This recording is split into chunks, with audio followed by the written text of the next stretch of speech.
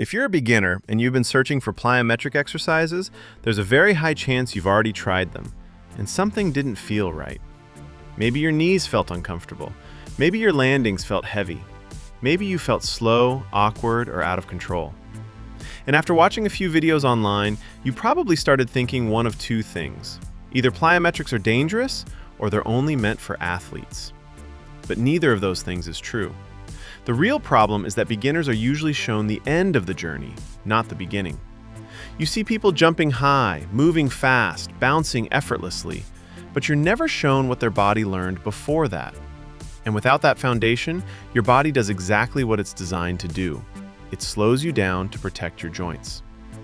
In this video, I'm going to show you what plyometric training is actually meant to do for beginners, how it works inside the body, and which exercises you should start with. Not to impress anyone, but to build real, long-term explosiveness safely. Before we start, I want you to understand one thing. If plyometrics ever feel dangerous, it's usually not because you're weak. It's because your body hasn't been taught how to absorb force yet. Explosive training is basically you asking your tendons, joints, and nervous system to accept a lot of force quickly. If you don't have the skill to land, your body will automatically panic, and it will either make you feel stiff and slow, or it will shift the stress into places that start hurting. That's why this guide is built around control first, speed second. And the best part is this: you don't need crazy equipment, you don't need a track, and you don't need to be an athlete. You just need the right exercises in the right order. If you do that, plyometrics don't just improve jumping, they improve the way your body moves in general. You feel lighter, quicker, and more athletic in everyday life. How plyometrics work. To understand plyometrics, you have to understand one basic idea. Your body doesn't create explosive power from muscle strength alone. It creates it from timing. Every time your foot hits the ground, your muscles and tendons stretch slightly and store energy, just like a rubber band being pulled back. If your nervous system is trained, that energy is released immediately and you move fast. If it isn't, the energy leaks away, or your joints absorb it instead. This process happens in a fraction of a second, but it decides everything: sprinting speed, jump height, change of direction, even how athletic a movement feels. Plyometric training teaches your nervous system to shorten the gap between landing and takeoff. Not by pushing harder, but by reacting faster. That's why plyometrics are not about effort, burn, or fatigue. They're about precision and response. Here's the easiest way to think about it. Strength training teaches your body to produce force slowly. Plyometrics teach your body to produce force fast. And speed is a skill. You don't get faster by trying harder.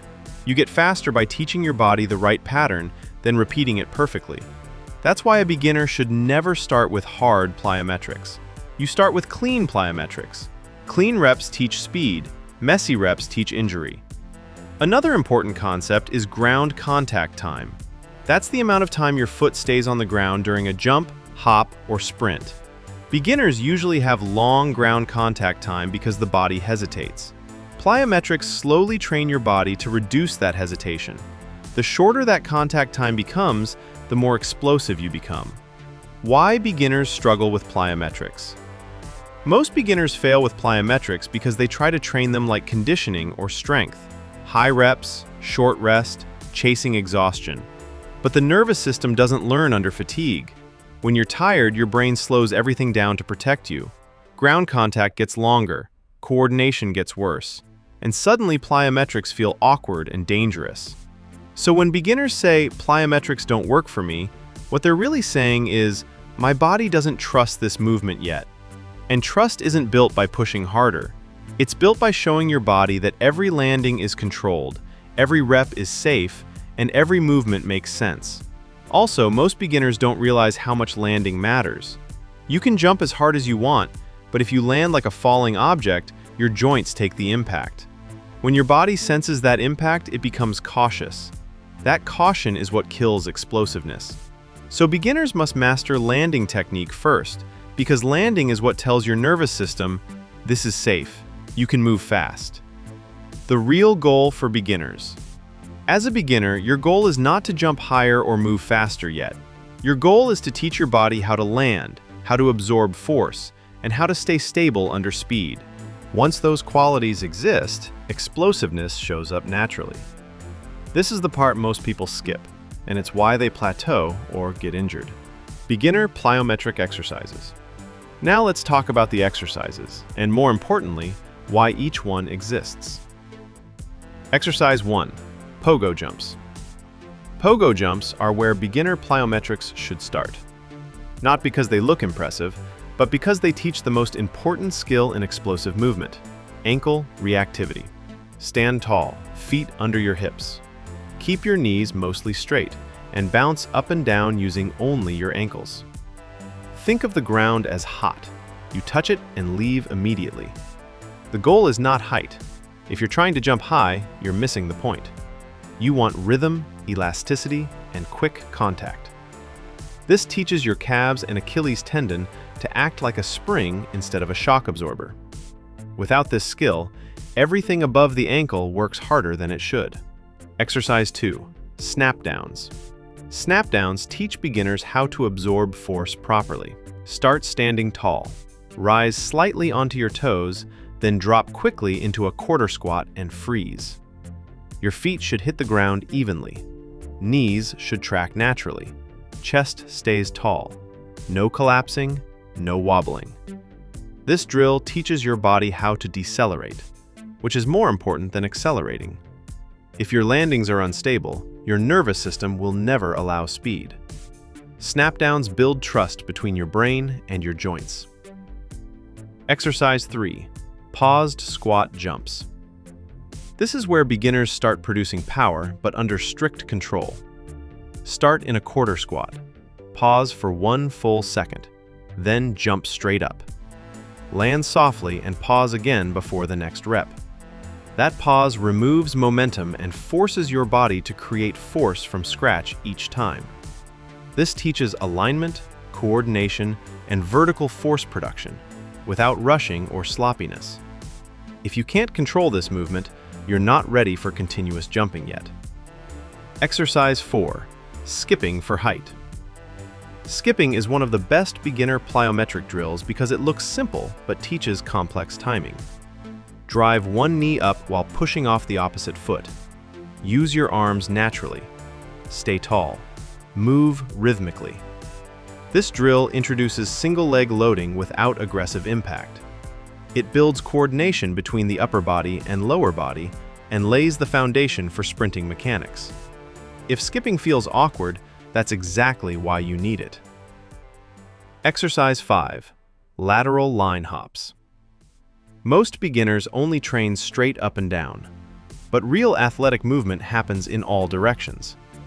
Lateral line hops teach your ankles, knees, and hips to handle side-to-side force. Stand next to a line and hop back and forth with both feet together. Keep contacts quick and quiet. This drill strengthens connective tissue and improves joint awareness. It's especially important for knee health and change of direction ability. Exercise 6. Split stance jumps. Start in a split stance, 1 foot forward, 1 foot back. Jump lightly and switch legs in the air. Land softly and regain balance before the next rep. This drill exposes imbalances and teaches single leg coordination without overload. Beginners should move slowly here. If balance is shaky, that's information, not failure. How to program this as a beginner. A beginner plyometric session should be short and focused. Choose 3 or 4 exercises. Perform 2 to 3 sets of 5 to 8 reps. Rest long enough to feel fully recovered. 2 to 3 sessions per week is plenty. Plyometrics should always be done when you're fresh, either at the start of a workout or on a separate day. Remember, you're training the nervous system, not burning calories. What success actually feels like. Progress doesn't feel like soreness, it feels like lightness.